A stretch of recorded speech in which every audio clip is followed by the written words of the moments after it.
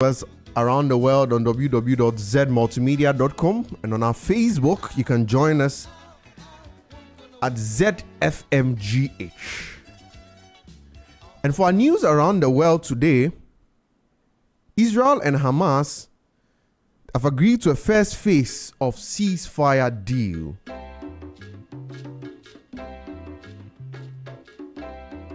Now, Israel and Hamas, with mediation from the US, Egypt, and Qatar, have agreed to the first phase of a ceasefire. Key points include a hostage prisoner exchange, a temporary halt in fighting, initial Israeli troop withdrawal from Gaza's populated areas, a surge in humanitarian aid, and allowing displaced Palestinians to return home.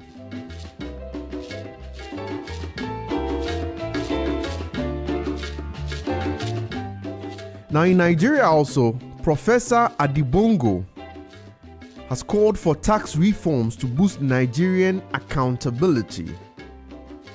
And Professor Bongo argues that Nigeria's reliance on oil revenue weakens public accountability. He urges Nigerians to shift from a revenue-sharing democracy to a tax-paying democracy to encourage civic responsibility and transparency.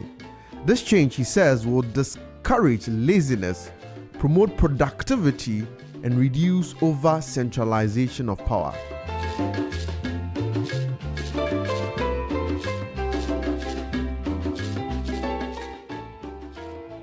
And more interestingly, at just 1 year old, Ace Liam Nanasam Ankra from Ghana has become the world's youngest artist as recognized by the Guinness World Records.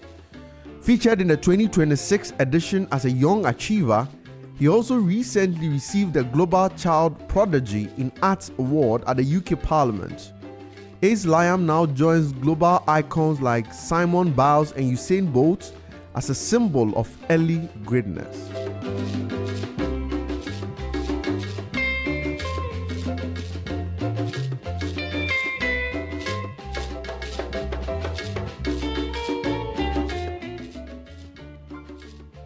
The National Anti-Illegal Mining Operations Secretariat has arrested 2 Chinese nationals involved in illegal mining inside the Tano Enria Forest Reserve in the Western North region. They were caught with Ghanaian accomplices and heavy mining equipment, which was destroyed by security forces.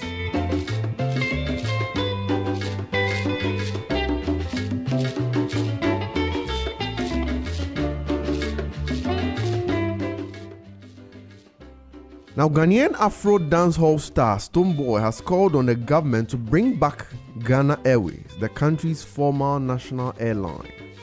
Posting on X, he emphasized the importance of a national carrier for Ghana's regional status. And Ghana Airways, which was founded in 1958, was liquidated in 2005 due to debts and operational challenges.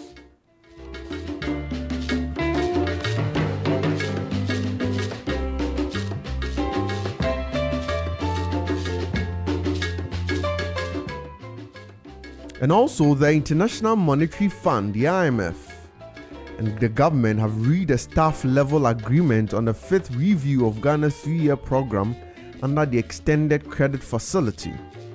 Once approved by the IMF's Management and Executive Board, Ghana will be able to access about $385 million United States dollars, which will bring the total amount disbursed to the country since May 2023 to 2.8 billion United States dollars.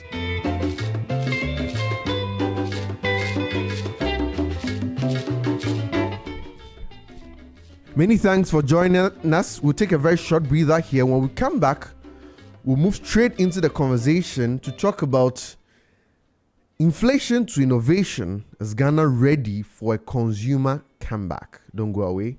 Stay with us.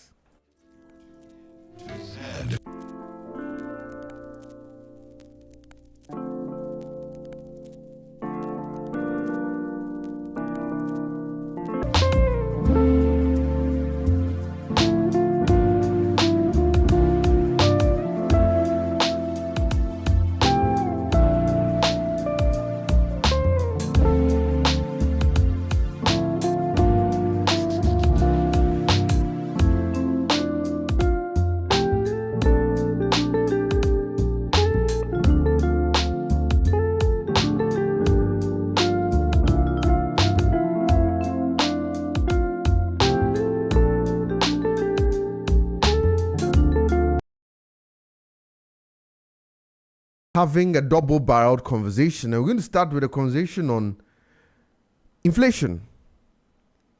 We're going to be looking at whether Ghana as a country, we are ready for a consumer comeback. And more importantly, this is because somewhere in September, Ghana recorded a decline to about 9.4%. And again, we're going to be looking at it from the perspective of the consumer, that beyond these figures, when our politicians or our government statisticians give us information that our figures are dropping, what does it mean? Because as it stands, the average consumer has been waiting for some ease, but it looks like that ease is not coming. The producer also says that he's got no ease, so he's not going to reduce prices. I guess they're going to help us appreciate what this means for consumers. And I've been joined in studio by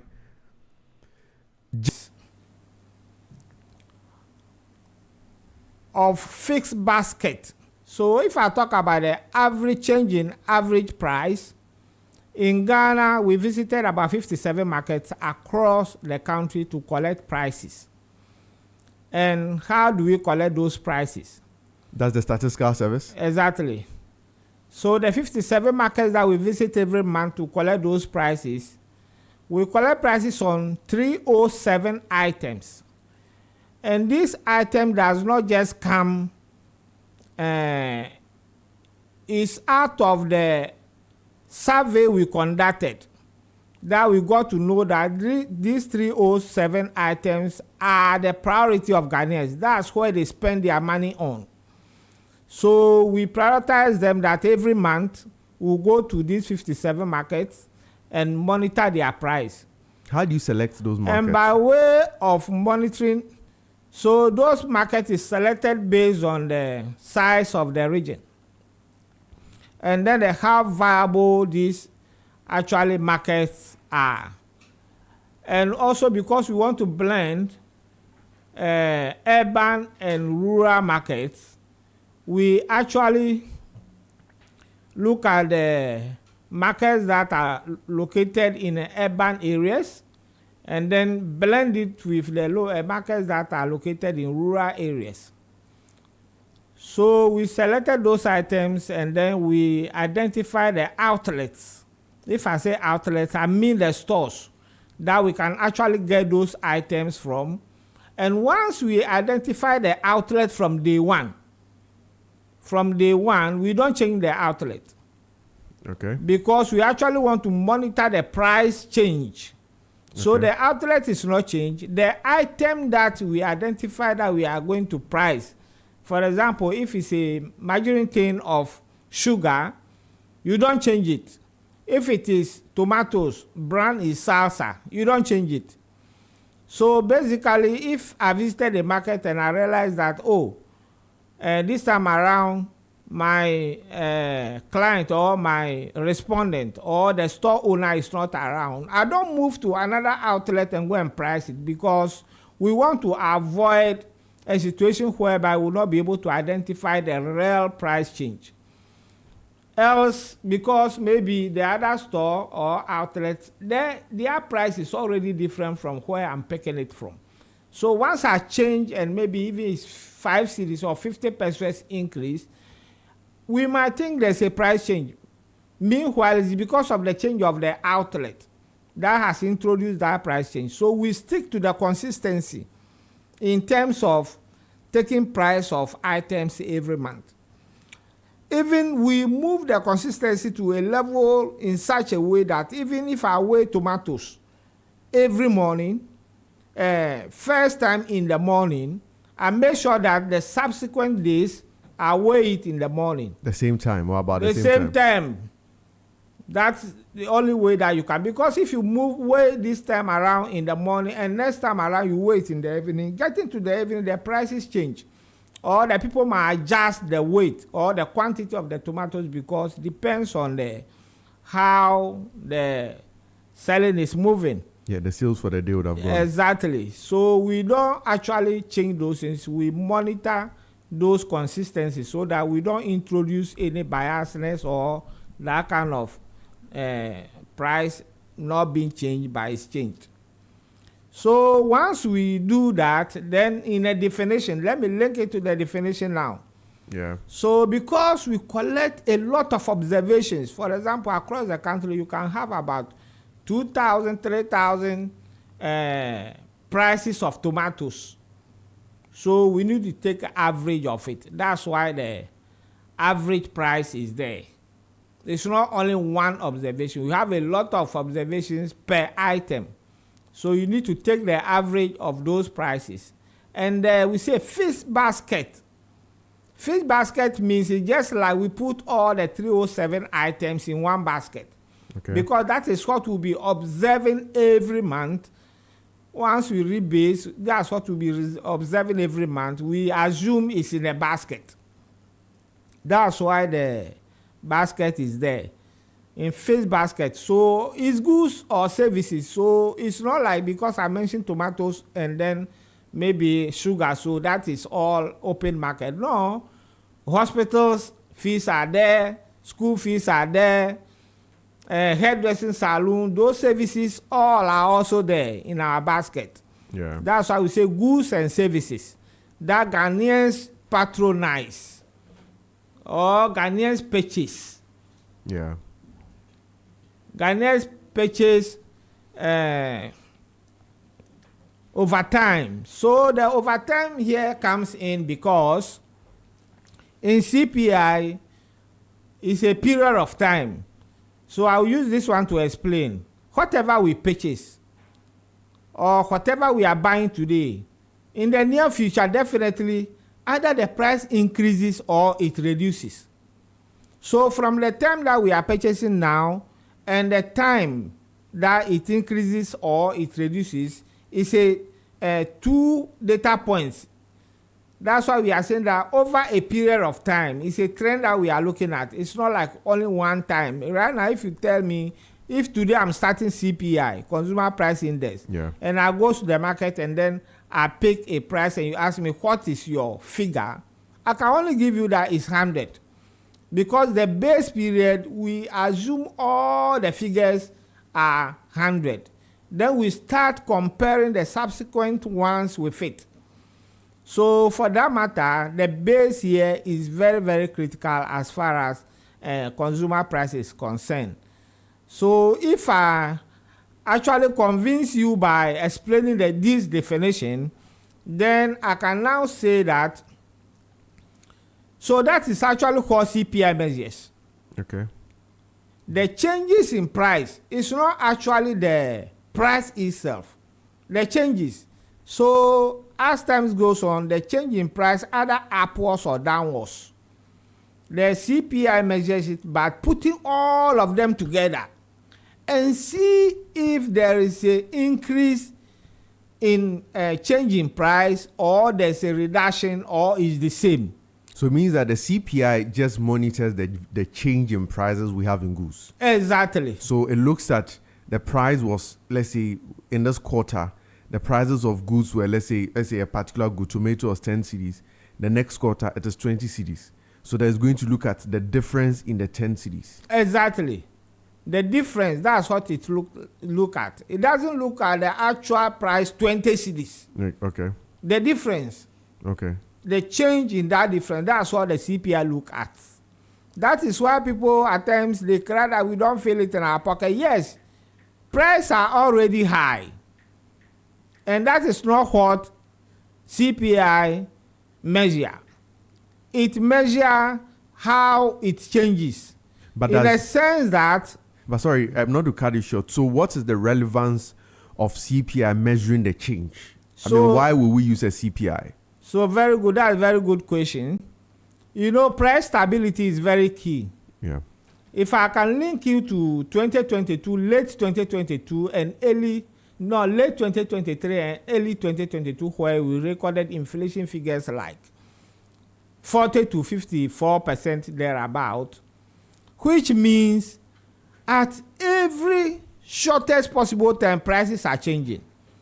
You can ask of a price of something this morning. By the time you are back from the office, it has increased. It would have changed. And that matter, the inflation will be very high, which will not enable Ghanaians to plan We even saw it a lot, I think, last year. Exactly. Where even there were instances where you walk into a shop, right in front of the shop, they ask you to wait because they're going to change prices. So when the dollar and the exchange rate was really not stable. Yeah. So exactly, that is what it means. If it's not stable, it means you cannot actually plan as a Ghanaian. Yeah. Business cannot plan. Even government cannot plan. Nobody can plan because you don't know what you'll be facing next. By the time you get to the lorry station, they say the price has changed. Should have changed. You have to go and borrow money and then before you board a car. These are some of the difficulties. So inflation is high. It means the prices are changing frequently. Right. But when the inflation is low, it means there are some stability in the system whereby it can take a period of time before you can hear that, oh, they've changed this particular, which enable actual planning. You can plan because the salary or the wages that you receive, you can do your budget and say, oh, this month I'll follow this budget, and God willing, you'll be able to meet it when inflation is low, like single digit. But once it's high, forget about planning. Yeah. So basically, that is the CPI and then the relevance of the measure of CPI.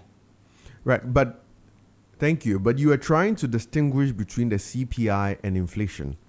So you have made us appreciate the fact that for CPI measures the change in prices. Now, what then exactly is inflation that makes it different from the CPI? So very good. To explain that, as I'm done with the index, which is the CPI, I'm now going to narrow it down to inflation. Yeah. So inflation basically uses the index to get the rate. Inflation is the rate, but the CPI is the indicator. So once you get your CPI, which is the difficult aspect of the calculation, once you are done with your CPI, inflation, every Ghanaian can calculate the inflation. Inflation, we have month on month and year on year. So the moment you get your index for example, last year, September, and then we've gotten our index for this year, September 2025, you are good to go. It means you are going to use the last year as a base, and then you use this year to calculate to get your year-on-year inflation. Also, once I'm able to get index for last month, which is August, and I got the index for this month, which is September, I'm going to use the August index as a base, and this month to calculate to get my month-on-month inflation. So once that is done, then you get your inflation figures as a rate. My year-on-year inflation or month-on-month inflation. That's what we did, and we were able to get 9.4 for September year-on-year inflation. And then for month-on-month, I think it's 0.9%. So basically, that's the difference between CPI and then the inflation. Okay, thank you very much. We've been joined by Dr. Sylvie. Doctor, you're welcome. Thank you for having me. Right. So I'll just ask Mr. Husseini to tell us what inflation is. I know we've had conversations about it, but for the benefit of a listener who today maybe is first time or might have heard so much about inflation, but doesn't this inflation thing, if you can tell us in practical terms, just to a lay person, you're speaking to somebody who has no economic background. I know sometimes you economists, when you take us into your realms, then we get lost. Yes. Yeah, you are right. You know, there is something called research or economic communication. Communication cuts across. Yeah. Whenever you do research, you know, research follows a very scientific, rigorous procedure. Yeah. And there are some lexicons. I mean, the lexicons of science, there are technical words that people use, you know, in the arena of whatever field that you are conducting the research. But when you finish and you want to let the general public appreciate the content of the report, there is a science behind the communication of such, you know. Absolutely. Yeah, so you are right in this regard that most of the times we, the economists, we use some jargons that confuse the masses. Now, I will take it from where my colleague ended. He sought to explain what is called CPI, Consumer Price Index. Yeah. And That is the change. So, for example, last month tomato was maybe 2 cedis, and this month it has come, let's say, 3 cedis. The change will be the 1 cedi, more or less. But that is not inflation, as he said. Yeah. The inflation measures the rate at which that particular changes, occur. So, in this regard, in a layman's term, we can say the speed. Right, the rapidity. The rapidity, right, with which the prices are changing. And that is what he sought to explain the process of, computing that.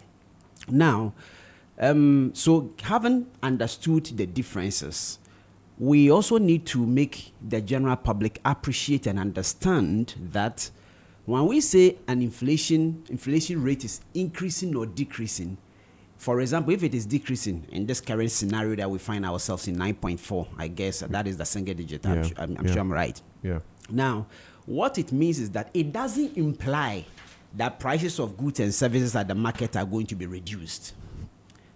Remember, the definition is the rapidity, the speed. So, which means that still prices of goods and services are increasing, but at the speed of 9.4. But at the speed of 9.4%. In other words, it has slowed down as compared to last year, same period. Maybe last year, same period, I don't have the statistics, but just for purposes of explanation, let's say last year, by this time, inflationary rate was around, let's say 24%. It means that... In fact, towards the end of last year, inflation was in excess of 20%. Exactly. So, in this regard, you could say that by close of last year, the rate or the speed at which prices of goods and services are changing were higher as compared to what we see now. And this implies that there is some sort of stability within the system, such that consumers, in this case households, and then maybe businesses can plan, have maybe 5 months, 6 months kind of a strategic plan in terms of their spendings and all of that, and how they can acquire, raw materials, or if it is household, how they can acquire basic necessities of life like food and then non-food items. Yeah. Right. If I would have asked Mr. Fuseni, but let me start with you. On the CPI, do we publish the figures? They're available to the public. It's not, you see, the CPI are calculated in currencies. Okay. And let me explain the reasons for which inflation is more important and why it is left in percentages. A CPI in Ghana cedi can never be compared to CPI in Naira or in dollars, because the currency values are different. And so it doesn't make any economic sense to publish that one to the general public for their decision making. However, the reason for which we always leave economic or statistical figures in percentages is for purposes of relativity, for us to be able to compare our performance with our neighboring countries, or maybe our countries that we have bilateral trade agreement or whatever with. So in this regard, the reason for which Statistical Service does not publish the CPI is that more or less, like, for want of a better way, we can say it is the raw state. Yeah. The raw. I mean, you cannot use that one for planning or whatever.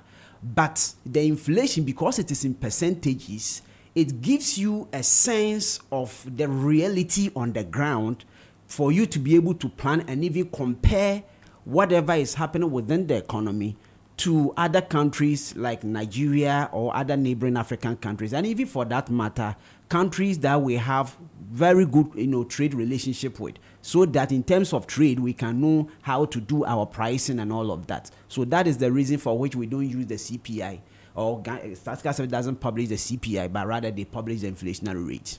Okay, all right. So I want to touch on that also. Our CPI is fully published. Oh, that's of Statistical Service? Yes. So if you go to our website, it is there. We have bulletins, and even if you go to Starbank, we have another platform called Starbank. Okay. If you go there, it is even simplified in a way that you can even manipulate it to use it to do so many things on your own that you want to do. So it is published so that even in some African countries, they don't do press release like the way Ghana do. So Ghana is actually a benchmark. It's a measure that African countries are also, like particular West Africa, are learning from. because we do a lot of things when it comes to CPI. They always say that, you are done with your CPI, just dump it in your website so that whoever want to use it will come and use it. But we go at a level that we disseminate, call journalists, explain, and do blah blah. And also, I also want to say that. But on the dissemination, let me just pick on that a little. Based on what Dr. Silfi says, isn't it going to pose a risk for us, especially from where he comes from? That it's on the currency basis. So I'm even comparing sometimes quite difficult. That's why usually typically services will not want to publish it. So Ghana moving that extra step to want to publish it to the public, doesn't have any meaning on our economy? No, because inflation or CPI, actually, as he said, is within our economy. Yeah, it doesn't cut across. So I will not go and price any item from Nigeria and use it to compute CPI. Yeah. Or what Nigerians consume and Ghanaians don't consume because it's in a global descent. No, that's why we conduct actually a survey to know what Ghanaians actually spend their money on. So once we're able to know that, we assign weight based on the priority. The ones that they spend their money on most is giving higher weight. So that when we are coming out with the inflation, that item show that indication that, like food in our basket have a very high weight, 42.7%. So a little increase in food shoot our inflation up. Right. So at the end of the day, it will not actually do the figures. Even people come and they don't request for inflation figures. They only say, I want your index. Yeah. You give the person index, it means that person knows how to go about it to get his inflation or her inflation. So some of them just come and say, we need index. Like for example, Bank of Ghana, we normally don't give them the inflation figures. It's the index that they are interested in. Okay. So the moment you are done, you upload all the index from the levels. In something also I want to explain is that we have the headline inflation, which is the 9.4. Okay. That is not all. We have a division. The division means they group some items into a certain category where you can get food and non-alcoholic beverages alone. We have index and inflation for that one, food and non-alcoholic beverages. Then that's division 1. Then we have division 2, which is alcoholic beverages. Then we have clothing and footwear. We have housing. We have, so apart from the headline, you have this breakdown. The breakdown of the various items. Yeah, to 13 divisions. Do I presume that the breakdown is based on the frequency of use of those products? No. Or what determines that breakdown? So the breakdown is that we have 307 items. Yes. You know. For the CPI. For the CPI. Exactly. So the breakdown starts from even the item level. So we are even just trying to do something we call personal inflation calculator, where households can monitor their personal inflation in a sense that it's not headline inflation, which is 9.5, that has not banned. If I don't smoke tobacco, yeah, and tobacco is part of the 9.4, it will not be part of my household inflation. It will not affect me because I don't smoke it. So if you are able to come out with the personal inflation calculator, at the end of the month, I'll just key in the expenditures I have done in my household. But who needs it? The consumer? The consumers, the households, to guide them more. Okay. In a sense that my household, I only pay school fees, I only transport, I go to market to buy those tomatoes and other things, but I don't have car. I don't buy fuel. So the headline inflation, I can narrow it down to my household to be able to know my household inflation. Okay. It means I'm going to be exempted from a lot of things that I don't do. Okay. So if that one come into reality, household will be able to sit in their house. Once they track their expenditures, at the end of the month, I'll just go there, pick personal inflation calculator, And then tomatoes at the end of the month, I spend this amount. Onion, I spend this amount.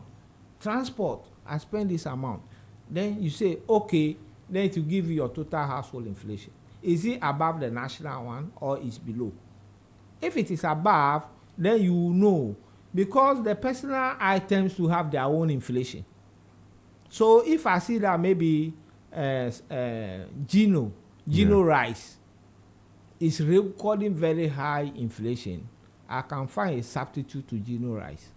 So it means that the personal inflation calculator for the households is necessary for their budgeting. Exactly, budgeting and how to plan. So in my house, if I want to now see that for each month, how much money should I give to my wife, or how much money should I allocate for running my home, I can use the personal inflation calculator to determine the items I need for my home, to determine what inflation there is on it. Then I can allocate money to it. So that is not exactly. The explanation is that you've already spent. Okay. And you want to know the inflation, the rate at which the items you spend on are moving. Okay. So once you did that and the inflation is very high, then it will guide you to know that going by this way, it will not help my planning. So let me look for substitute of some of the items. So it's going to inform my decision. Exactly, to inform your decision. Let's say the next month or the next period. You use the right word to inform your decision. Okay. It's just like a traffic. Okay. When you are moving, or you are moving at a tougher speed, and a police checkpoint, they realize that you are moving at tougher speed, they can direct you that, my friend, looking at your gauge, it's too much, the speed is too much. So you have to reduce the speed. So that personal inflation calculator, that is just like a barrier. Okay. So you got into a barrier and you check your speedometer and you see that, 120 or 180 per hour. Then you say, hey, it's too much, let me reduce it. Or there's traffic on this lane, where should I pass? So at the end of the day, the personal inflation calculator is just to guide households make informed decision by way of substituting some of the things. You can be taking foreign product, but if you realize, hey, every month those inflations are very high, you can say, let me prioritize the local product for a meantime, so that you can save some kind of maybe money and then the planning. Right. So the category that I've talked about, let me revisit there. Yeah. So these items are grouped based on those categories, so that if you don't want to go to the item level, that items are many, like food items, there are many in our basket. Then let me just look at this category: food and non-alcoholic beverages. Okay. They are all food. That lump sum level, you can actually look at it, and it will take care of all your food items. If it's a clothing, we have another category called clothing and footwear. That category also, CPI is at that level. You can look at it too and use it. So we have those levels of CPI. So who actually understand the CPI itself will just come for the CPI, but not even asking of inflation figures. He will go and do his own and generate his own inflation figures, which is allowed. It's not going to cause any confusion, because the CPI, the index are fixed. You just go and do the calculation, know which one is the base, which one is the current figure, and you come out with it. Whatever you do at your home and whatever I'm doing in office will be the same. Right, but just to find out who calculates the inflation, is it Statistical Service or the Ministry of Finance? It's a statistical service. Okay. Statistical service, that's our work. So in computing the inflation coming from the CPI, so when you go on the market, let's say you are buying, say tomatoes, or you are as part of your food basket, you have tomatoes there. Do you determine where it's coming from? Because you appreciate that inflation also can be transferred across borders. So it's possible, let's say if it's coming from Nigeria, it's coming from Burkina Faso, there could have been some inflationary bits there. Or if you buy from an outlet, or you check your price from an outlet. Today, the outlet could have gotten tomato from, let's say, Ghana, and so it's priced at a particular way. You come back the next time, being a rational purchaser, they probably buy from Burkina Faso because maybe it is cheaper. Do you factor all of those in determining the inflation? Thank or the you very CPI much for even? that question. We try to do import and local. Before you can do the import and local, then you should be able to know the items that are imported and items that are locally produced. Yeah. By then, the question you ask, it should have been very, very good way of measuring inflation so that people will know that, oh, imported tomatoes, this is the figure. And then the local tomatoes, this is the figure. By then, at times it's very difficult to get this information. Yeah. Because when you get to the market, as for the seller, maybe they are retailers. Yeah. They bought it somewhere just to come and sell. When you throw this question, where did you get it or where is the source, he will tell you that, oh, I just bought it from A. But without knowing that it's imported tomatoes. So if you want to go by that way, you might be deceiving the public one way or the other. The information given to you is maybe local. All you know is imported. So what we normally do is that ours either is imported or it is not imported. Ghanaians are consuming it. Is that not it? Yeah. So when I get to the market and I realize that there's a price change, huge. Our market reader, that's what they do. There's a huge price change. I measure this time, this one. You ask, what is the problem? It's now tomatoes, onion is no longer coming from Burkina Faso. That is the challenge. Then he will give that remarks that is very scarce because they say it's not coming from Burkina Faso. Or it's seasonality. Those things are not there. This is lean season. They are not there. You give us that remark. So that when we compute the index and realize it's high, we know the reason why it is high. The reason is that it's not coming from or this is the seasonality, it's lean, or it's the harvest time. At the end of the day, policymakers will pick our index and they would like to know why is this in. Once they know the reasons why there's hike in inflation, then they'll come out with policies to address those situations. So basically, what the question asks is, yes, we find out, but only that we don't actually come out with a figure to know that this is locally. It is our aim to do that, but it's difficult. We have it for example, if you go to rice, we have imported rice, and we have local rice. That one is clear. You will know that this is imported rice. Yeah. So in our basket, we have imported rice and local rice. So you pick a figure, and you know that this is imported rice figure, and this is local rice figure. If it's imported rice figure is going up, policymakers know what to do. If local rice is going down or up, they know what to do. That one is very specific. But there are some other items that are very difficult.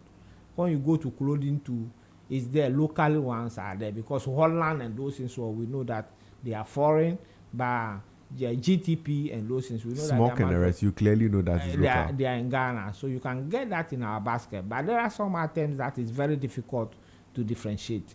Right. Yes. Doctor, let me come to you. I know we are still in the classroom phase. Yeah. So because I'm very interested in this inflation figure where, as Mr. Fusene is saying, we can't even tell sometimes where it's coming from. So our inflation figures sometimes aren't they imported? Okay, before I tackle that, let me address the publication of the CPI. Okay. Yes, I do visit Stasca Service website quite often because I normally get data, you know, from them for work. But the CPI publication is meant for technical usage, not for the general public. I am an economist. I do research kind of consultancy. So sometimes when I'm doing a work, there is part where I have to calculate the CPI or use CPI to be able to tell how differences in household purchasing power and all that. Then I can go there and pick it up. If I did not create a consumption expenditure model in my questionnaire to capture that information myself, I can rely on that. But I was actually going to see him to give me the figures because I need to calculate it for my house. Yes, you can do that because you are educated. Okay. You understand? You are sophisticated. Your level of education with little... But I'm not a technical person in the economic space. Yes. You know, statistics and economics, they play with formula. Okay. And I believe even though you are a legal practitioner, you have done mathematics before. So if Mr. Fuseni is able to walk you through the basic steps, you should be able to, do it. Which I'll go and see him to help me do that. Because I need to have informed decisions. Exactly. So what I sought to say is that the rate is much more important to the general public than the CPI. Okay. Because the general public is made up of technical and non-technical people. By rate, you mean the inflation rate? Yeah, that's the inflation rate. So that is why... So it's the Bank of Ghana and the rest, they will need the CPI, as you mentioned. Exactly. Bank of Ghana, even Ministry of Finance, they can need it. We, the research institutions, we need it, you understand, and all of that. Students who are doing their thesis, and even lecturers who are doing research and all of that for their publication just to seek for promotion, they may fall on that. These are technical class who will need the CPI for their consumption. But for the general public, the CPI is not as important as the inflation. So that is. I mean, on that note, I think we are on the same page. I agree. Yeah. Now, your question was, isn't it that our inflation is mostly imported? Yeah. I mean, everybody knows. It's common knowledge that our inflationary rate are mainly determined by importation. And I think this week, he and myself, we happen to be here, and we agreed on that note as well. And I even stated a point that looking at the President Suna State of the Nation's address after, he was sworn in, on the floor of Parliament, he recounted how much we spend as a nation to even import rice, how much we spend to import just offals, yemadia and all of that. And so these things, whenever you are important, definitely they will attract you buying some forex in order to be able to, import them. And therefore, the importation will actually, influence our inflation heavily. As he said, right on point, there are items that are clear to be able to determine that they are imported. He made mention of clothing and then imported rice and what have you. But he mentioned, look, if you go to the market, and I think it is some sort of signal that the Statistical Service will also have to get. You understand? If you go to the market, even meat, the retailers over there know that this one, it is a foreign one. And then this one is the local one.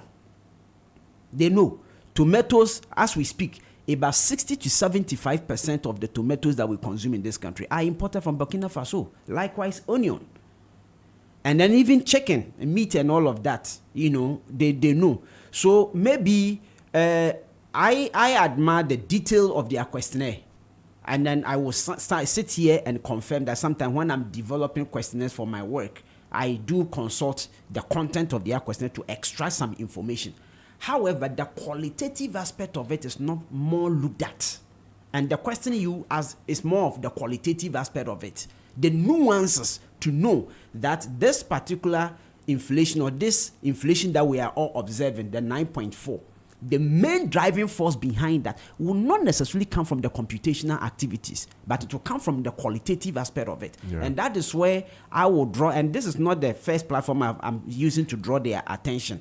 There are other platforms that have been there, and I keep drawing their attention that they have to also pay much more attention to the qualitative bit of their research, because I see them to be more interested in the quantitative. Of course, they are Statistical Service. And more they play with the quantitative, they play more of the quantitative game than the qualitative. That is not to say that they don't do qualitative analysis at all. What I'm saying is that the level at which they consider qualitative analysis, I think, ought to be increased, because these days the nuances are more important even than the figure that we see. Because in research, there's what is called error of margin. Yeah. Every figure you put there is not perfect, or it's not 100% accurate. So the margin of error that you are observing, what are the intrinsic, variables or factors that were contributing to that particular margin of error? And mostly you can get that nuances through qualitative kind of analysis. So that one, I will urge my colleague to maybe factor that one in because he is in charge of the pricing. So when they factor that, I'm sure they'll be able to do that. So your question, just to conclude, our inflation is mainly imported, because Ghana here, almost everything consumable, even everything input, we mostly import them. Go to the agricultural sector, go to the normal manufacturing sector, where they use machines. The machines, are they not importing from China and co? We import them. And then even some of the raw materials, we import them. And then if you come to household, rice, oil, in terms of cooking oil, and everything, It's almost, so about 90% of the items that we consume are mainly imported. So yes, that one will not make their calculation that somewhat wrong, because it's obvious that, you know, it is actually importation that is driving our whole thing. And that is why even our currency instability is also driven by importation. You understand? Apart from the dollarization of our own economy, which is we shooting ourselves at the foot, you know, staying in Ghana and then trying to use somebody's national currency as our own currency and price everything in dollar or in any foreign currency. If you put that aside, one of the major drivers of our currency instability over the years has been, you know, the fact that we import a lot. And when you want to import, you have to demand more of the, you know, of the foreign exchange or foreign currencies. And that one places what is called a downward pressure on your local currency. And so importation has been the major albatross, you know, on our neck as a nation. Right. Thank you. So just to make some clarification, as you said about the qualitative, that is fine. We'll look at it. But I want to also touch on this import and then the local. But I was even going to bring you there on the qualitative aspect. Now we're going to look at the inflation dropping from to 9.4%. From your CPI calculations, what caused it? What have we done that has brought us to this 9.4? So I would say, but before I touch on that, this import and then the locally or whatever imported, we know, Saska Service know that there's import inflation. So we have figure for it. If you go to our dissemination, you have the imported inflation and then the locally produced inflation. By then, the reason why we are not able to separate the imported items from the locally produced item is that I told you that our research staff from the Ghana Living Standard Survey, the 1-year project that we do, and we visit homes to find out how did you spend your money on. So by me visiting the household for 35 days, every day, to record what they spend their money on, if I go to the household and ask the tomatoes or whatever you purchase from the market, how much did you spend? And he gives me that was spent on this thing. That person at that level is not able to give us the difference between either it is imported or it is local. I have just purchased to consume. And based on that level that we are able to assign weight to the items. So the difficult start from that level. Once we are able to separate, the households are able to tell us that, oh, what I've bought is imported, and you record it against it that is imported. When we are generating our weight, we'll be able to know that, oh, this imported tomatoes from the household expenditure sum up to this. And these locally tomatoes from household expense sum up to this. So when you are actually computing a CPI, you can do it in that format. So let me now come back to your question now. You see, Saska Service, now you are pushing me out of the Saska Service to actually look at what actually happened, causing the inflation down. Yeah. Because ours to go to the market, collect it, and come back, analyze whatever is there. By looking at the trend, you see that when the exchange rate was very high, that's where he was linking the import to our inflation. When the exchange rate was very high, you see that businessmen and women spend a lot of money to import to this country. So once they spend much to import, they will increase the price automatically. Yeah. So when it's like that, definitely you see price escalation. So the time we started seeing the reduction in our figures, that was the time you see that they say, hey, exchange rate is a bit stabilized from 16 or whatever, it's now 10. And people were willingly to reduce their prices for the first time. Because I've never seen a transport reducing before. One time I got to a station, I want to buy a STC. I was paying 70. They told me now it's 60. I said, wow. 60, yes. I was going to Kufrido. I asked a passenger, how much do you pay from here to Kufrido? They say 50. When the bookman or whatever came, he wanted to tell them, and he said 48. So that time, you will see that willingly people were reducing their prices, and it has actually reflected in our CPI figures. So I can say that the policymakers, the Bank of Ghana, and then the other people have actually done well. Once you work on those indicators, and then the physical discipline also work.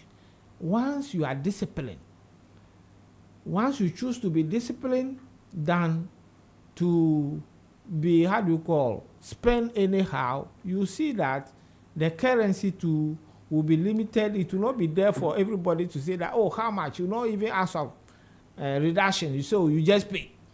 The moment you pay, the person knows that, hey, there's money in the system. Oh, next time you come, he will increase it for you because there's a lot of money spending anyhow. So basically, I would say these are the key areas as a statistician I have actually realized that has caused our inflation reduction. And if those areas are critically looked at again, we can even see more decline. But especially on the price reduction, the transport prices, isn't it also more of an issue of pressure? Because I know there was a lot of pressure mounted on these transport operators to reduce, especially when the fuel prices went down. Isn't it more of a social pressure than a governmental thing? So I'll say that, do you think they don't have any relief and they will agree that they want to reduce? Even like, I'm also asking you a question, like a few days ago or a week ago, I heard them saying that they want to increase transport. Yeah. Once they don't have relief of maybe spare parts that they buy, it has not gone down, it's up. Fuel has not gone down, it's up. There's no amount of force that can let these people to reduce. Only that at times you think, you realize that in Ghana, it's difficult when something goes up, it's difficult to come down. Because people feel like I can make more profit at the expense of maybe other people. Because there's no control, there's nothing. So the moment is there, and then they are making even 100% profit, they will be happy. Meanwhile, other people are feeling it. That is how come that I feel like maybe this regulatory body and government will say, oh, now because the fuel price has come so low like this, oh, you can do us an honor by also coming to this level, and then people will agree. But if not, because they are feeling that relief, I can assure you that no amount of pressure can let anybody reduce transport price. Right, Doctor. Mr. Willem, come to you on the inflation. Mm-hmm. I mean the causes. I mean you tend to look at the qualitative factors. Yeah. What do you think has brought us to the 9.4? Okay, so my brother, you see, every economy, one of the most important phenomenon that every economic environment require is stability. And the stability mainly depends on inflation, one, exchange rate dynamics. We talk about maybe Bank of Ghana policy rate, which would then inure to cost of capital within the financial market system. Now, when you look at this administration, when they came, I keep saying that they got something right. Maybe they, while seated at the opposition, they were reading their counterpart who were then in government, and they were missing the point. And at that time, some of us were advocating that A should be done, but they thought maybe we didn't know what we were saying. But NDC, when they came, maybe they listened to some of the commentary, myself and some of my colleagues, and my colleagues self, were putting across. Yeah. So they got something right.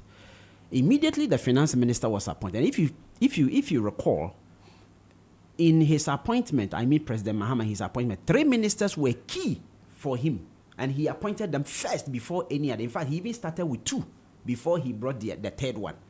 The first was the finance minister, if you recall, because his aim was to ensure that immediate policy actions are put in place to draw us back to stability. Then he came with the energy minister. Then after that, I think it was the Attorney General and what have you. Now, the reason for that was to bring stability. And when the finance minister was appointed, the first thing he did was to actually embark on about 3 or 4 key policy actions. One, that is streamlining government expenditure. It's very, very key. If you don't remain disciplined in your expenditure and you move by going into this kind of expenditure spree where you spend haphazardly without any focus, you tend to put pressure on your economy, and inflation will be one of the indicators for you to see that you are rather actually doing something wrong. Number 2, he also ensured that he embarks on what is called fiscal, consolidation. In fact, in this matter, expenditure-based fiscal consolidation, ensuring that expenditures that are embarked on are mainly on important issues and not on anything just for leisure, whatever. Because everybody, even in our personal life, we talk of what the basic necessities of life before we can talk of want. That's why in economics, the basic, I would say, need and want. Needs are the things that you cannot do without, and then the wants are the things that you can really, do away. He made mention that he is not driving. It's a want. You understand? With that one, without that one, he can survive. But without food, it is difficult for him to manage even his family.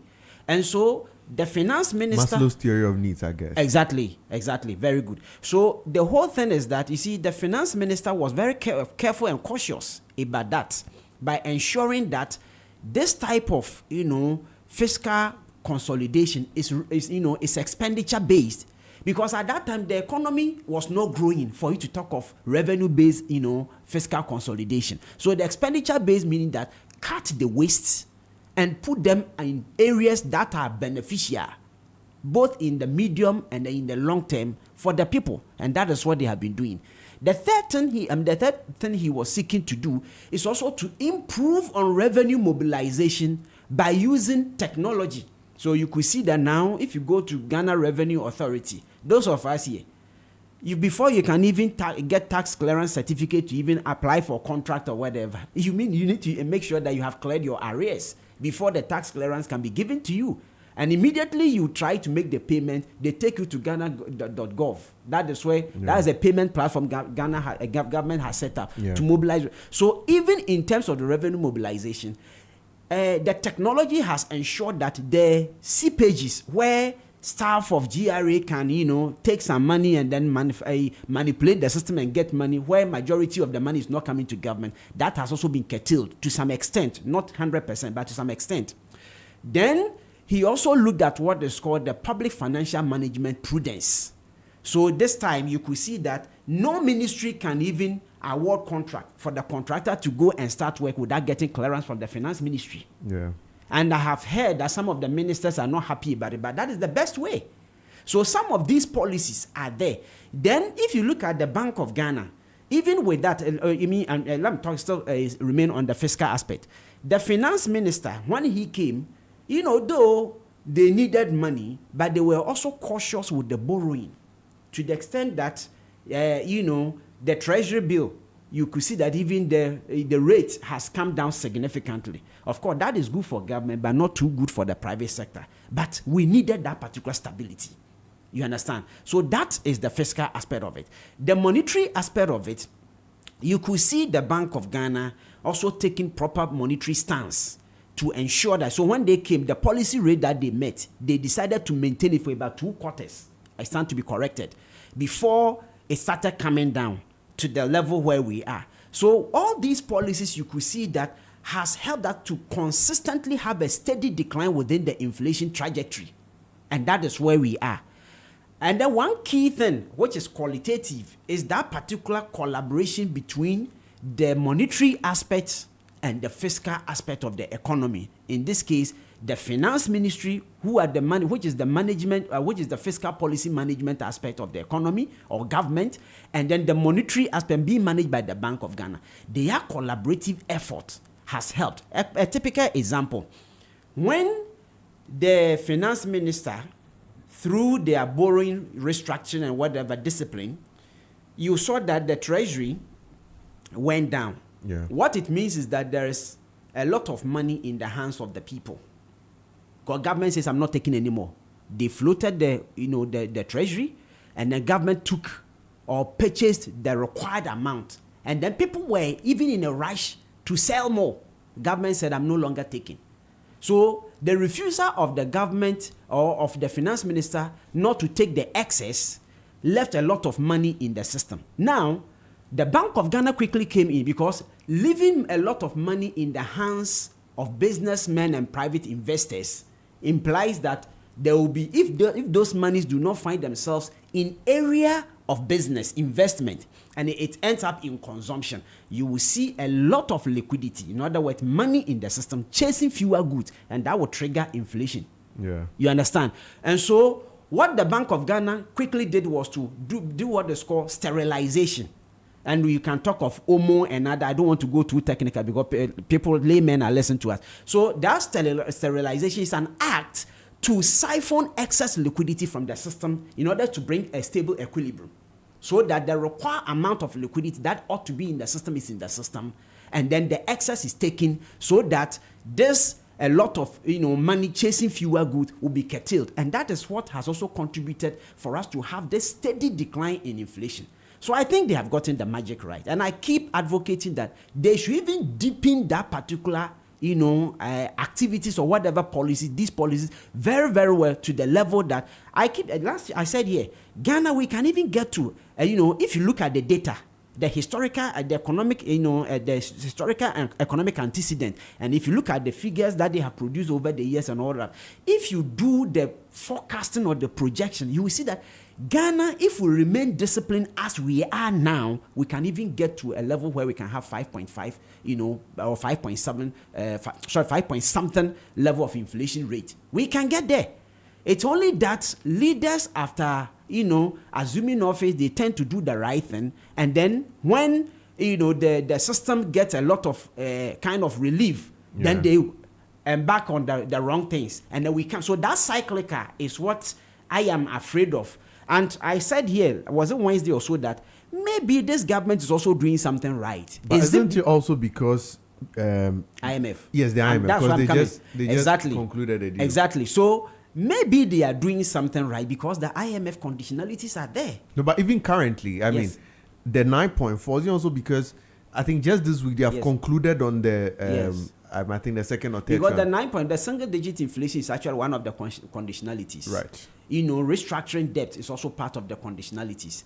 In terms of even all other indicators are some of the, and then expenditure, being disciplined in your spending is also part of the condition. So my point is that the real test of time for this particular government will come only when we are out of this IMF program.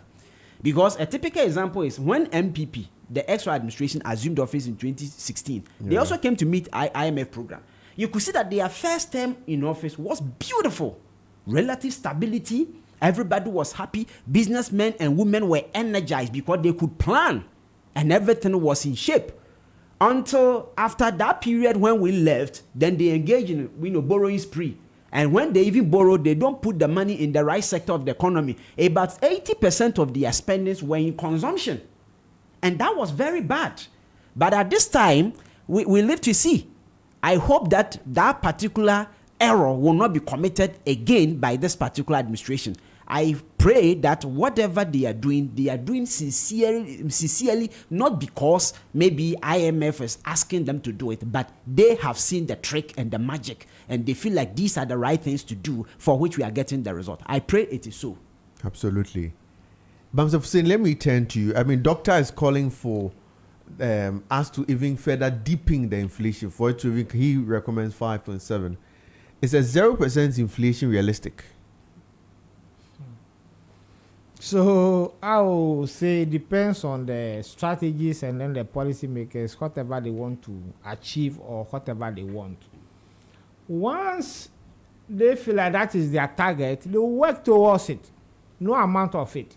As he's talking about discipline, once we are able to choose a path of discipline over comfort for a long time, and people actually understand them and be able to sacrifice, because once you choose to be disciplined, it must go with sacrificial or a lot of sacrifices.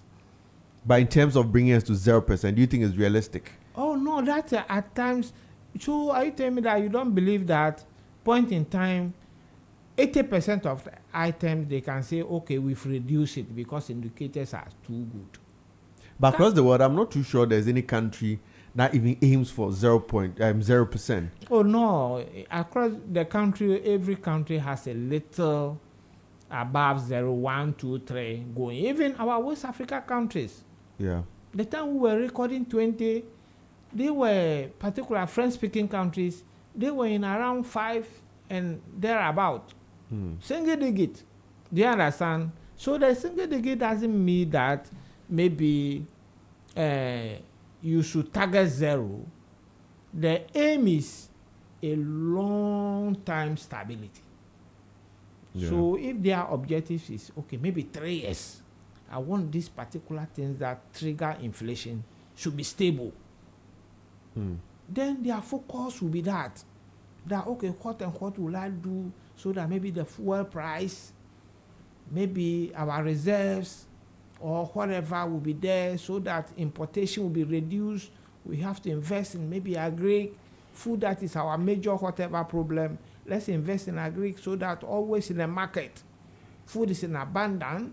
Maybe you have a buffer stock so that anytime there's a trigger or a shock or some kind of disaster or whatever, we can release the buffer so that the food will always be stable.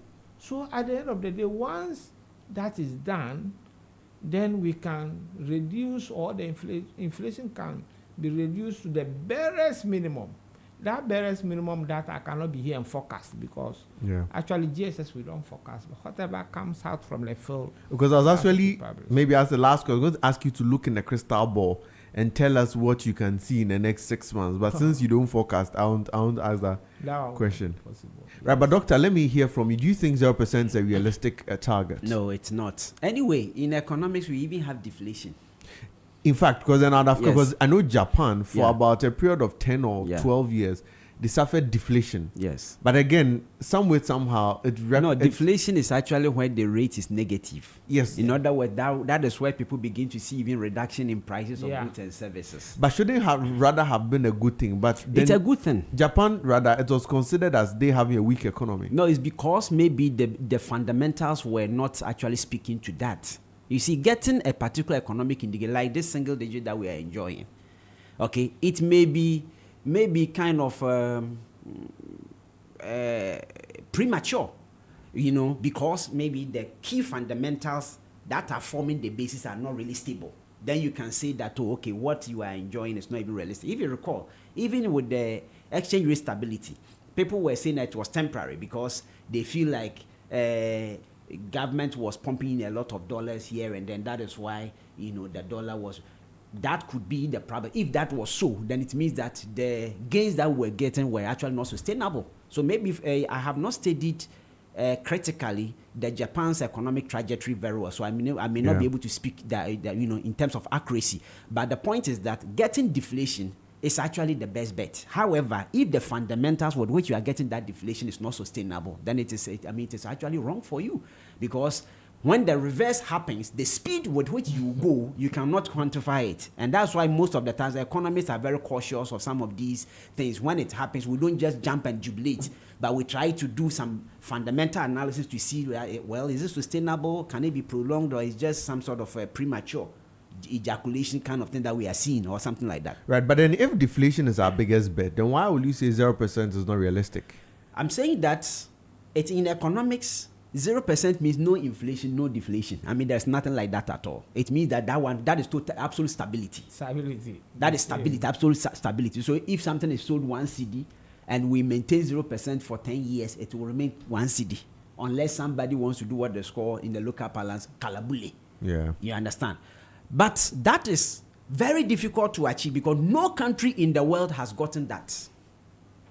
Yeah. Maybe I am young. Maybe some years back there was something like that. But as far as since I started growing and being in this profession, I've never seen that. Maybe I'm required to do some research to see. Okay. You understand? These days AIs are there. You can easily find out. These days there are a lot of information online. You can easily go there even and then find out and all of that. But it is not realistic for this country to get to 0% simply because we still import.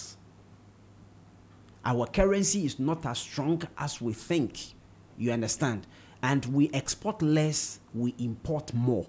It is only when you boost your exportation, you boost your agriculture, just as you rightly mentioned, and then you boost your local industrialization to expand the economy in terms of growth, create more jobs. Then you can find yourself in such an arena where you are heading towards zero. But even that one, it will not be stable. It will either drift down to deflation, which will end up causing consumers or producers to experience some sort of reduction in prices, or a little above zero in terms of positivity, where you still hover around a single digit. But to be at zero in terms of it being there, I don't think it is realistic at this stage. Right. So I want to add up to that. Sure. With the zero figure that he called, that I felt like it will be difficult to actually achieve, was that it's not one item that gives us inflation figure. Yeah. If you look at the items in our basket now, it's 307. 307, yeah. So if one increase and one remain stable, definitely the third one will decrease. That balance, before that balance can give us zero inflation, it will be difficult. Yeah. But you can get an item which will give you a stable figure, maybe no change for a period of time at the item level. But at the headline level, where they put all the 307 items together, because of those balances, it will be difficult to land you at zero. Thank you. All right, it will be difficult, bring us to a zero inflation, but as Doctor mentions, deflation is ideal, but just that is very dangerous. We'll take a very short breather here. Thank you very much for staying with us. It's still the focus on Z101.9 FM. We'll take a short breather. When we come back, we'll launch into the conversation of our gold reserves, and we'll look at how that also is going to have an impact on our inflation and on our economy. Don't go away. Stay tuned. To Z101.9 FM, your lifestyle, leisure, and business radio.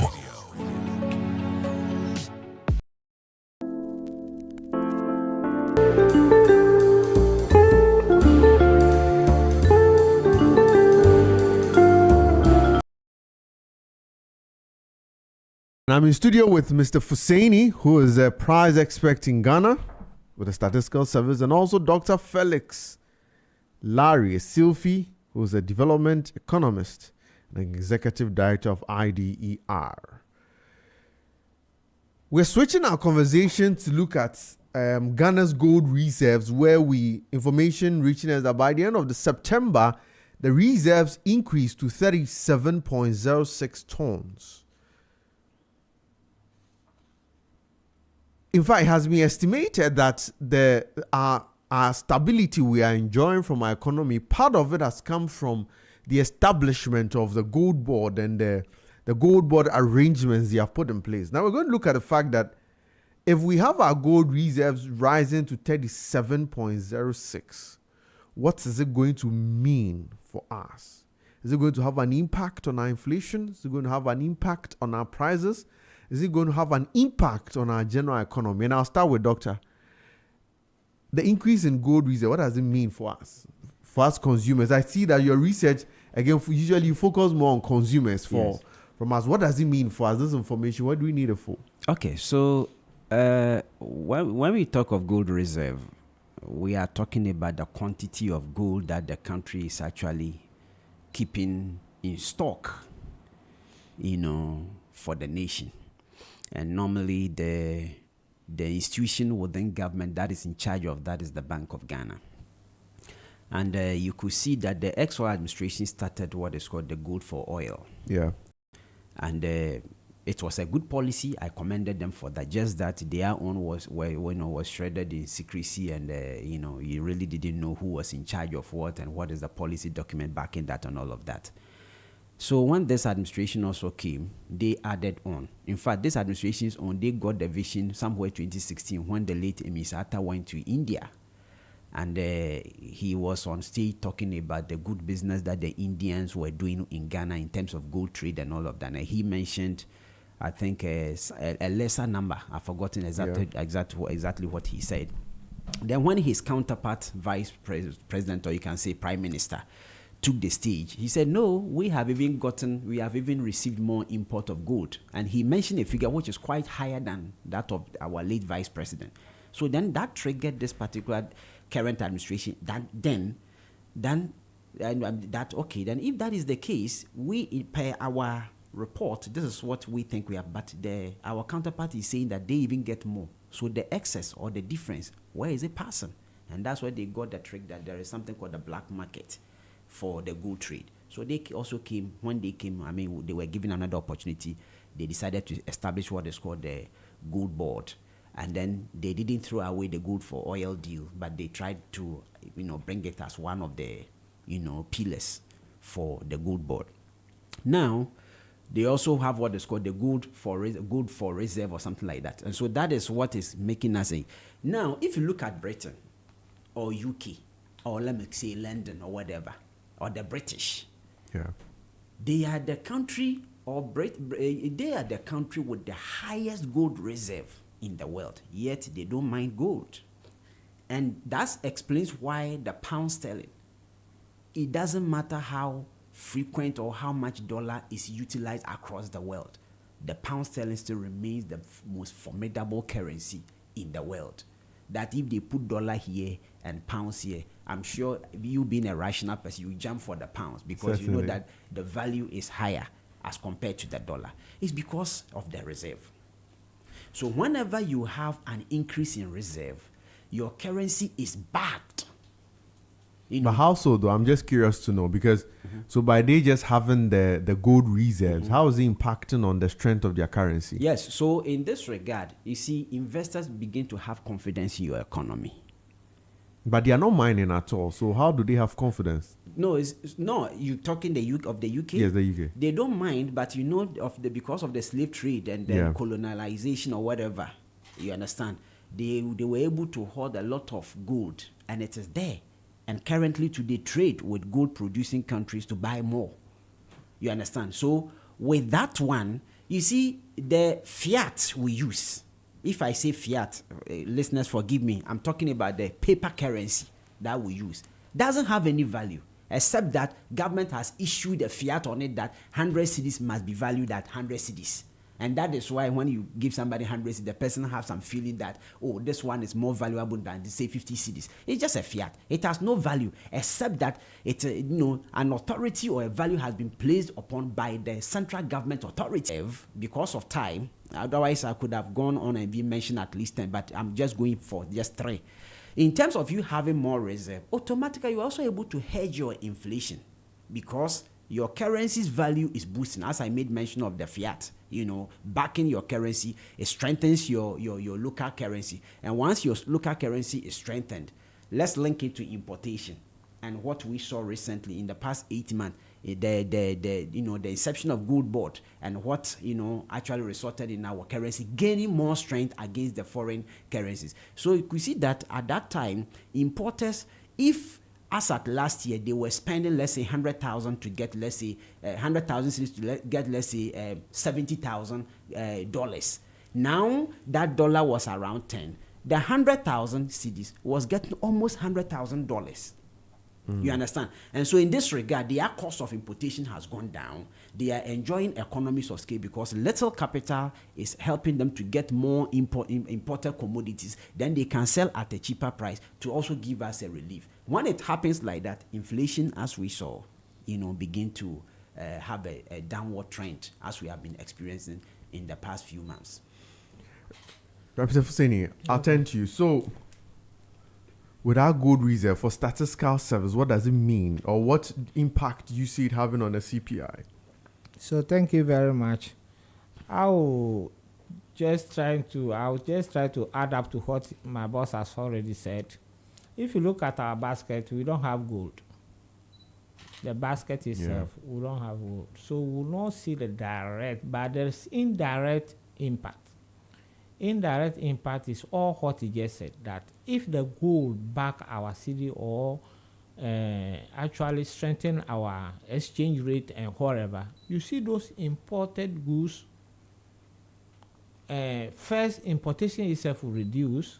If it's even imported at all, the prices will not escalate.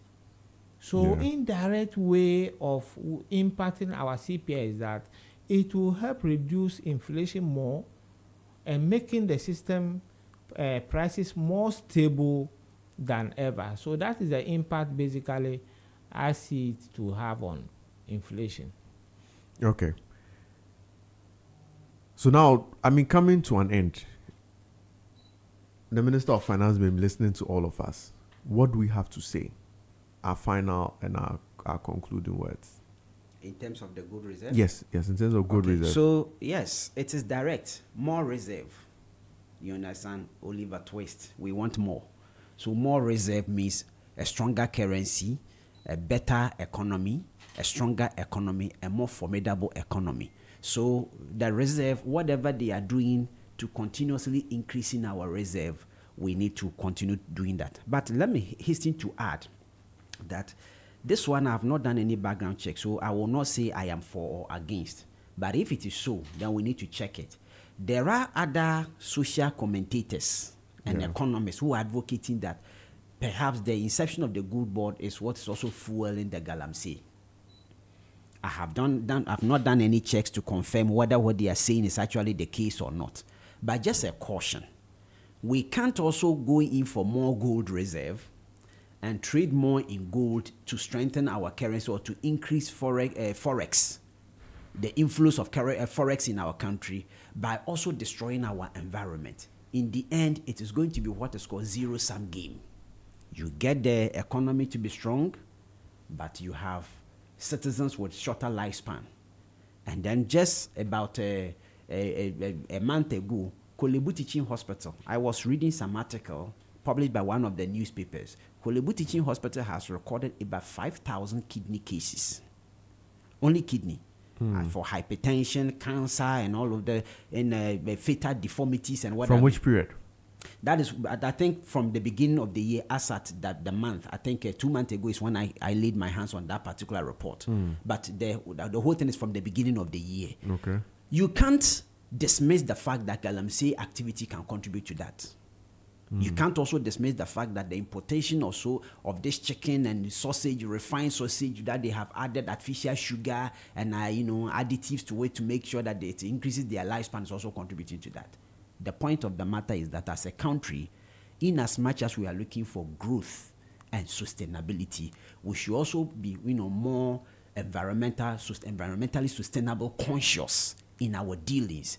Because if you are a father and you waste all your time to build mansions for your children, and your children are all sick and they cannot enjoy the wealth, it's a zero-sum game.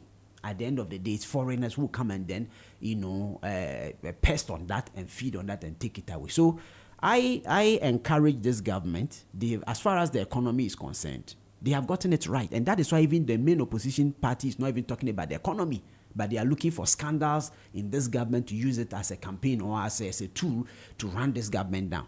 If you study the media space, the current opposition party are not even challenging the current government on the economy, because they themselves, they know that something right is being done if you are objective. And that one, I commend this particular administration. But again, isn't it because the IMF, they are under an IMF credit arrangement? So you and I agree on one thing, the real test of time. Yeah. When we leave the IMF, then this kind of prudency continues, then we can give them the 100% applause. But no matter what, at least something good is happening. So half a loaf is better than none. Let's give them some level of credence for whatever is happening. And also commend the IMF for whatever they are doing. Because whenever they come in to help manage our economy, the managers of our economy remain extremely disciplined. Except that when they leave, then we go into that cyclical something. I am hoping that this legacy term by the current President Mahama and his team, will be the game changer where even with or without IMF, the country is managed by people who have sense of nationality, patriotism, and then they look at the sustainable way of ensuring that there's medium to long-term benefit in whatever we do as a nation. Cut down excess kind of consumption expenditure and do more of capital expenditure. China, Japan, all these nations, that is what they did. China, for instance, infrastructure is capital expenditure. Go to China. You can see sometimes the bridges and the things that they are built, they are very, very overwhelming. And all these things are the strategies with which you can boost your economy. In fact, if you want to expand growth, capital expenditure is actually one of the ways to do.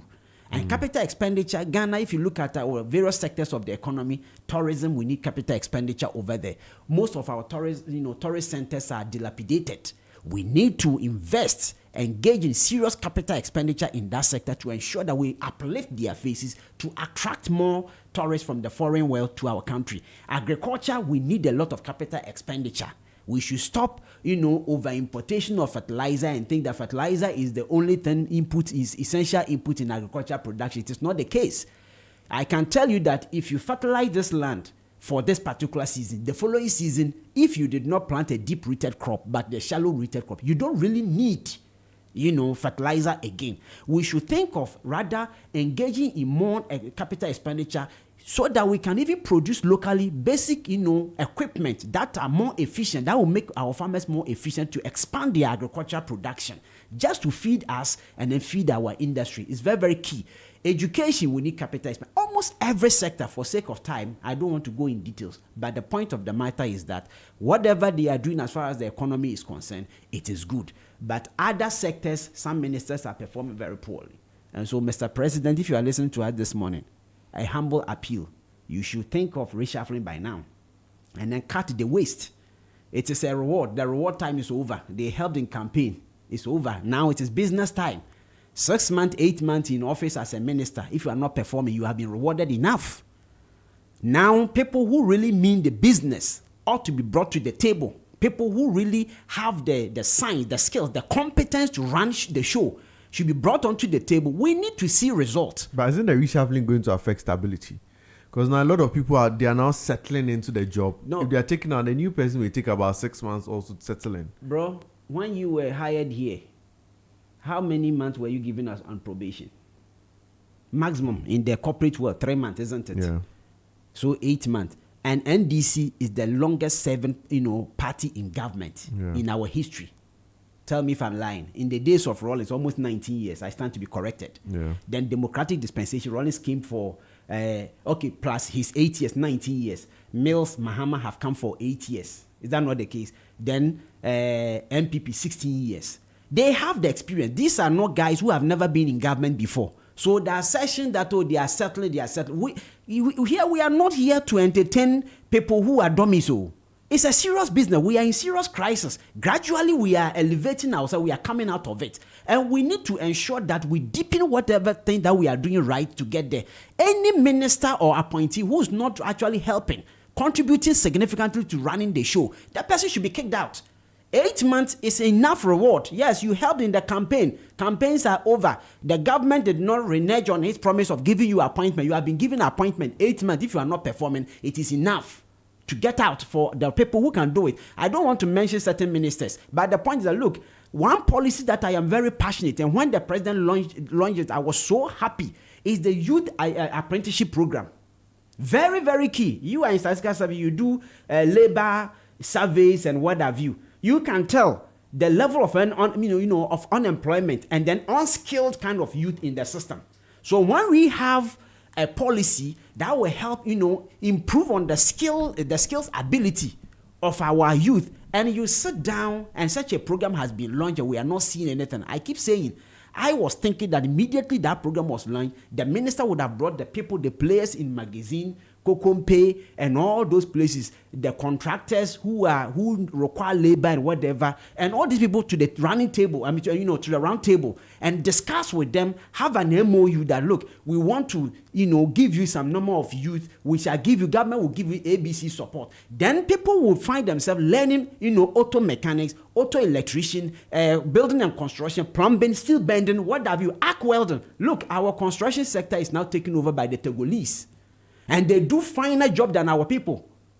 If I am building my house, I prefer a Togolese than my own people, because our own people are not well trained, or they now rely on what? Okada, the boys. When they get 50 cedis, they buy Tramon and then use some 20 cedis to go for a shower and 10 cedis for Ghana Kenke. They think they have arrived. And that tells you we don't have a future. Japan did that, even in the educational curricula at the junior high level. And that's what President Rawlings borrowed. I did technical skills, I did technical drawing, I did vocational skills, I did life skills.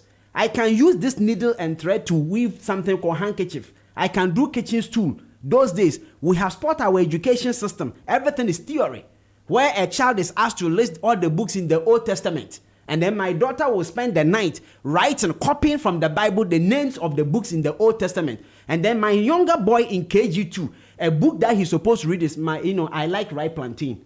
This tells you that we don't have a future. So the ministers ought to be innovative. They travel, they go to other countries, they see the good things that are being done over there. We need to copy the right thing and then do away with the wrong thing. It is very, very key. But whatever we are doing right, I commend them. I think it's a good thing, and they should do whatever they are doing to get us more reserve in order to strengthen our currency. Thank you. Absolutely. Mr. Fuseni, I'll take your final words in just a few. Yeah, just a minute. few, just one line. So actually, I'm just trying to let finance minister know that in statistics and in CPI, we have something we call base effect. So once we are realizing low CPI figures now, it will at long run affect the next year figures. So if discipline is not kept for us to keep the CPI figures very low, the low figures now may affect next year figures, and we'll see hike in inflation. So basically what they are doing fine, they should continue. Once they continue, we'll continue to have that stability in the system. Thank you. Indeed, we have to continue with the discipline they are maintaining so that we can have stability in the system. Many thanks to Mr. Fuseni and Dr. Sifi for spending your Saturday morning with us. We've had a very good conversation on our gold reserves and also on the inflation rate we have found ourselves in. And indeed, Dr. Sifi has called for an increase in capital expenditure. We should reduce importation. I don't think we can we can emphasize it anymore. Importation must be reduced. We should start looking inward. Thank you very much, my esteemed guest. Thank you for spending your Saturday morning with us. We're extremely grateful for your time. You could have used your time for anything else, but you chose to spend educating Ghanaians on inflation, and even today, more importantly, we have learned CPI, Consumer Price Index. And thank you very much, Mr. Fuseni, for that education. And many thanks to our wonderful listeners and viewers who have spent their Saturday morning with us, listening to the Focus on Z101.9 FM. We'll come your way next week at the same time. Stay with us. The sports will come after us. Do not turn your dial. And do have a very good week. And always remember that Ghana first. God bless us all. You're tuned in to Z 101.9 FM, your lifestyle, leisure, and business radio.